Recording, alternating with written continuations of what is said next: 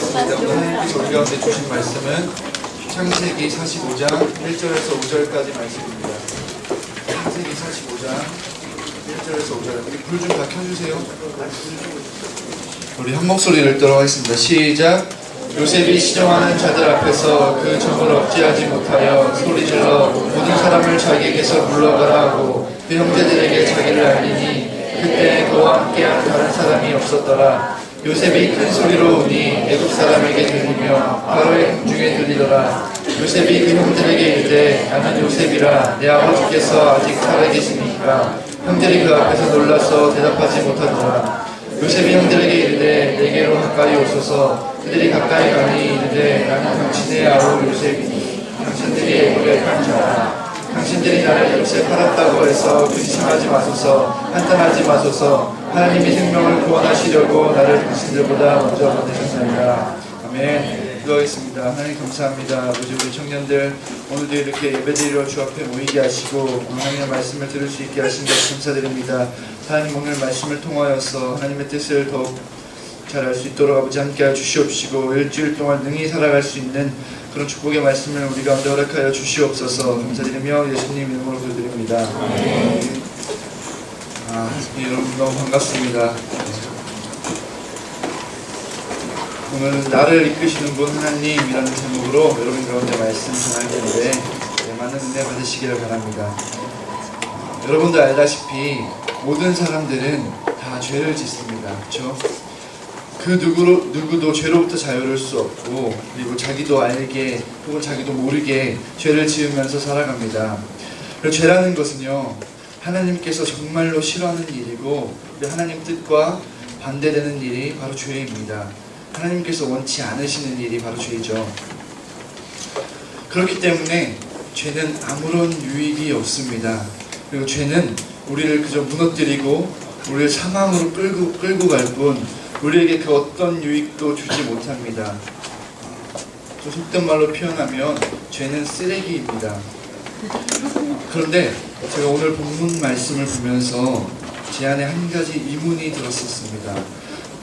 뭐냐면 죄가 과연 쓰레기일까? 라는 의문입니다. 여러분 어떻게 생각하십니까? 과연 죄가 쓰레기일까요?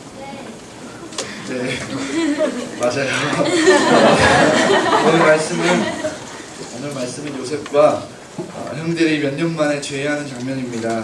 창세기 말씀을 쭉 보면 요셉이라는 인물은 참 가여운 사람이라는 것을 알 수 있습니다. 요셉은 어렸을 적부터 형들에게 굉장히 미움을 많이 당했죠. 형들이 얼마나 요셉을 미워했냐면 형들이 요셉을 너무 미워하고 시기하여서 요셉을 한번 굴에 빠뜨려서 죽이려고 했습니다. 그런데 굴에 빠뜨려도 형들에게 돌아오는 유익이 아무것도 없죠. 그래서 요셉을 다시 굴에서 꺼냅니다. 그래서 마침 지나가고 있던 미디안 사람들에게 종으로 팔아버립니다. 자신의 동생을 자신의 아버지의 피가 섞인 자신의 친동생을 다른 나라의 종으로 팔아버린 것이죠. 그래서 그 정도로 요셉을 미워하고 시기했습니다. 그래서 이렇게 요셉이 형들에게 팔려서 애굽 땅으로 오게 되었습니다. 그래서 애굽 땅으로 오게 되었는데 요셉이 산전수전을 다 겪고 애굽의 총리로 다시 서게 되죠. 그래서 애굽의 총리가 되고 이 요셉의 형들과 요셉이 다시 만나게 되는 장면, 그래서 요셉이 자신을 요셉이라고 고백하는 장면이 바로 오늘 본문 말씀의 내용입니다. 그런데 오늘 본문 5절 말씀을 보면 이런 내용이 나옵니다. 당신들이 나를 이곳에 팔았다고 해서 근심하지 마소서. 한탄하지 마소서. 하나님의 생명을 구원하시려고 나를 당신들보다 먼저 보내셨나이다 라고 나와 있습니다. 이 말씀을 보면 하나님께서 요셉을 먼저 보내셨다라고 말씀하고 있습니다. 제가 이 말씀을 보면서 많이 어려웠던 적이 있습니다. 형들이 요셉을 미워한 것, 그것은 죄일까요? 죄가 아닐까요? 죄죠. 형들이 요셉을 굴에 빠뜨려서 죽이려 했던 것, 죄일까요? 죄가 아닐까요? 죄입니다. 또 그리고 마지막으로 형들이 결과적으로 요셉을 종으로 팔아넘긴 것, 그것은 죄일까요? 죄가 아닐까요? 죄입니다. 그것은 분명히 죄입니다. 그런데 전 여기서 큰 딜레마에 빠졌습니다. 형제들에게 팔려서 형제들의 죄로 인하여서 요셉이 애굽 땅을 가게 됐는데 성경은 하나님이 요셉을 애굽 땅으로 보내셨다라고 기록되어 있습니다. 제가 이 말씀을 보면서 하나님, 그럼 하나님은 죄를 통해서 역사하시나요? 라는 질문이 제 안에 들기 시작했습니다. 하나님이 그러면 죄를 통해서 일하시나요? 여러분, 제가 겪었을 혼란이 느껴지십니까? 저 엄청난 혼란에 휩싸였었습니다. 네, 그래서 저도 모르게 계속해서 의문이 생기는데 과연 하나님께서 죄를 통해서 일하시느냐라는 것이었습니다. 그런데 그거는 제 과거의 일이고요. 제가 지금 여러분에게 분명히 얘기할 수 있는 것은 하나님은 죄를 통해 일하시는 분이 아니시라는 것입니다. 하나님은 절대로 죄를 통해서 일하지 않으시는 분이십니다. 인간으로 하여금 죄를 짓게 함으로써 하나님의 일들을 진행하는 분이 아니시라는 것입니다. 네, 죄는 우리 인간이 연약하여서 짓는 것이 바로 죄입니다. 출애굽기에 보면 기생 라합이라는 인물이 나오죠. 이스라엘 백성들이 여리고성을 쳐들어가기 전에 여리고성에 정탐꾼 2명을 보냅니다. 그래서 이 정탐꾼 2명이 정탐을 마치고 빠져나오면서 이 기생의 라합의 집에 머물게 됩니다. 그런데 여리고의 병사들이 이 기생 라합의 집에 정탐꾼 2명이 머물고 있다는 것을 알게 됩니다.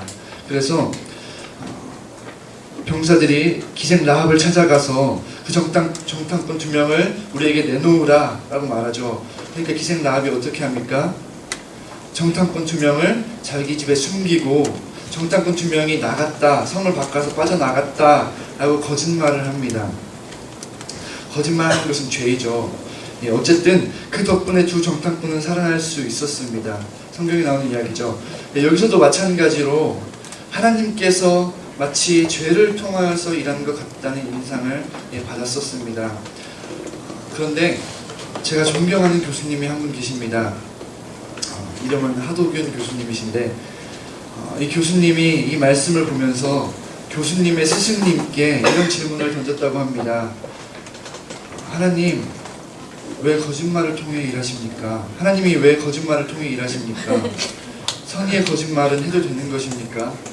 라는 질문을 자신의 스승님께 던졌다고 합니다. 그런데 그 교수님의 스승님이 이렇게 대답했다고 합니다. 도균아, 너가 아직 믿음이 부족하구나. 라합이 거짓말을 하지 않았어도 하나님은 두 정탐꾼을 살리셨을 것이다 라고 대답했다고 합니다. 우리가 이 말씀을 보면서 쉽게 놓칠 수 있는 부분, 쉽게 착각할 수 있는 부분이 있습니다. 그래서 바로 기생 라합이 두 정탐꾼을 살린 것입니까? 아닙니다. 이 두 정탐꾼은 기생 라합 때문에 살아난 것이 아니라 하나님 때문에 살아났다는 것입니다. 하나님이 이 두 정탐꾼을 살리고자 하셨기 때문에 그들이 살아남은 것입니다. 하나님께서 이 둘을 살리시기로 마음먹으셨다면 라합이 진실을 말하던 거짓을 말하던 그리고 고발을 하던 이 정탐꾼 2명은 살아났을 것입니다. 라합이 어떤 행동을 하느냐, 어떤 액션을 취하느냐, 그것은 2차적인 문제인 것이죠. 가장 중요한 것은 하나님께서 이 둘을 살리시려고 했다는 것입니다. 오늘 본문 말씀도 마찬가지입니다. 형들이 만약에 요셉을 팔지 않았더라면 하나님께서 요셉을 사용하지 않으셨을까요? 저는 그렇게 생각하지 않습니다. 하나님께서는 형들이 분명히 요셉을 팔지 않으셨더라도 요셉을 애굽 땅으로 보내고자 하셨다면 충분히 보내실 수 있는 분이셨습니다. 하나님이시니까요. 우리가 믿는 하나님이니까요. 여러분, 하나님은요 절대로 인간으로 하여금 죄를 짓게 함으로써 일하지 않으시는 분입니다. 그리고 죄를 통해서 일하지 않으시는 분입니다. 죄는 그저 쓰레기일 뿐이고 하나님의 계획을 방해하는 더러운 것일 뿐입니다. 우리가 여태까지 알고 있던 것처럼, 우리가 이전까지 배웠던 것처럼 죄는 나쁜 것이고 전혀 쓸모없는 것이라는 것입니다. 그런데 우리가 살아가다 보면 타협해야만 하는 순간이 너무나 많습니다. 왠지 내가 죄를 짓는 것이, 이 상황에서 내가 죄를 짓는 것이 합리적이게 느껴지고, 그리고 그렇게 느껴질 때가 너무나 많이 있습니다. 내가 죄를 짓는 것이 당연하게 느껴지고, 내가 성공하기 위해서, 혹은 내 앞길을 위해서, 혹은 내가 지금 닥친 이 순간을 벗어나기 위해서 죄는 피할 수 없는 것이라고 생각할 때가 너무나 많다는 것이죠. 저는 옛날에 이런 적이 있습니다. 저는 중학교 때 욕을 끊었습니다. 그래서 중학교 때 이후로는 욕을 거의 해본 적이 없습니다. 그런데 아무튼 중학교 때 욕을 끊었는데 고등학교 때 친구들을 사귀다 보니까, 그리고 친구들과 지내다 보니까 친구끼리 막 욕하고 놀리고 그러는 것이 저한테 너무 친근하게 보이더라고요. 그래서 저도 괜히 모르게 욕을 하고 싶다는 생각이 제 안에 막 있었습니다. 실제로 몇 번 했던 것도 같습니다. 지금 생각해보면 참 바보 같은 생각이지만, 그때는 제가 욕을 통해서 내 친구들과 더 친해질 수 있다는 생각에 그 제가 저에게는 합리적으로 보였었습니다. 우리는 이렇게 살아가면서 우리 눈에 합리적으로 보이는 죄들과 너무나 자주 마주하게 됩니다. 무엇이 있을 수 있을까요? 우리가 학교 선배들이나 혹은 직장에서의 술 문제, 그런 것들이 있을 수 있겠죠. 그냥 내가 한 번 먹고 불화를 피하는 것이 더 합리적일 수 있다는 생각. 그리고 또 선의의 거짓말도 있을 수 있겠죠. 이것은 거짓말임에도 불구하고 내가 선의의 거짓말을 함으로써 이 상황을 잘 타개 나갈 수 있다는 그런 생각. 또 그 외에도 많은 것들이 있을 것입니다. 그런데 우리가 분명히 기억해야 할 것이 있는데, 하나님은 절대로 죄를 통하여 일하지 않으시고, 죄는 정말 하나님께서 미워하는 것이고, 그리고 하나님과 정반대되는 것이라는 것을 우리가 분명히 기억해야 합니다. 우리 한시영 목사님이 청년부를 담당하시면서 강조하신 것이 있죠. 바로 거룩입니다. 하나님께서는 죄가 아닌 바로 거룩함을 통해 일하신다고 말씀하셨죠. 그래서 죄는 그저 우리를 더럽히고 하나님으로부터 멀어지게 만들 뿐입니다. 그래서 저는 우리 예수나무 청년분들이 죄로부터 자유하기를 소망합니다. 그리고 죄를 이기기 위하여서 몸부림치는 청년들이 되기를 소망합니다. 죄가 여러분을 더럽히지 못하도록 여러분의 삶을 거룩하게 지키기를 소망합니다. 여러분, 죄는 쓰레기라는 것을 기억하셨으면 좋겠습니다. 제가 사실 오늘 설교 제목은 죄는 쓰레기다라고 적었습니다. 그런데 제가 죄가 쓰레기라는 것이 오늘 말씀의 결론이 아닌 것 같아서 설교 제목을 다르게 하게 되었습니다. 우리 다 같이 말씀 한 구절을 읽겠습니다. 로마서 8장 28절 말씀입니다. 시작. 우리가 알거니와 하나님을 사랑하는 자, 곧 그의 뜻대로 부르심을 입은 자들에게 모든 것이 합력하여 선을 이루느니라. 이 말씀을 보면 하나님의 뜻대로 부르심을 입은 자들에게는 모든 것이 합력하여 선을 이룬다라고 말씀은 말하고 있습니다. 그래서 하나님께서 합력하여서, 모든 것이 합력하여서 선을 이루시기 시작하는데, 그것이 죄로 인하여서 우리의 악화된 환경과, 그리고 죄로 인하여서 우리의 무너진 것들조차도, 우리조차도 하나님의 손에 붙들리면 그것이 선을 이루기 시작한다는 것입니다. 좀 어렵죠? 자, 예를 들어서 한번 설명해 드리겠습니다. 오늘 본문 말씀 요셉을 한번 살펴보겠습니다. 형들이 요셉을 미워하고 죄를 짓습니다. 요셉을 팔아넘기죠. 이 죄 때문에, 형들의 죄 때문에 결과는 어떻게 되었습니까? 요셉이 한순간에 종으로 전락해버립니다. 이것이 죄의 영향이고 죄로부터 오는 무너짐입니다. 죄로 인하여서 요셉이 무너지게 되었습니다. 근데 여기서 끝나지 않죠. 성경을 계속 보다 보면 보디발의 아내가 요셉을 유혹하는 장면이 나옵니다. 그래서 물론 요셉은 그 유혹에 넘기지 않았지만 보디발의 아내의 유혹, 죄로 인하여서 다시 한번 요셉은 무너짐을 경험하게 됩니다. 물론 요셉이 직접 죄를 짓진 않았습니다.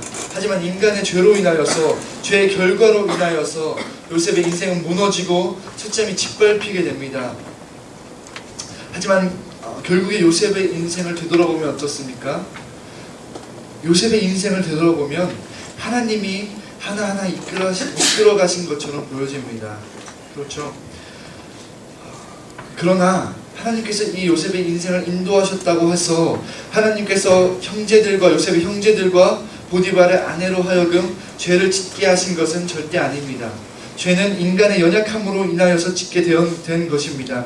그런데 그렇게 요셉 인생이 죄로 인하여서 철저하게 무너졌음에도 불구하고 하나님의 손에 붙들리면 그 무너진 인생들과 그 무너진 과거들이 합력하여 선을 이루기 시작한다는 것입니다. 그래서 그 결과 요셉이 어떻게 되었습니까?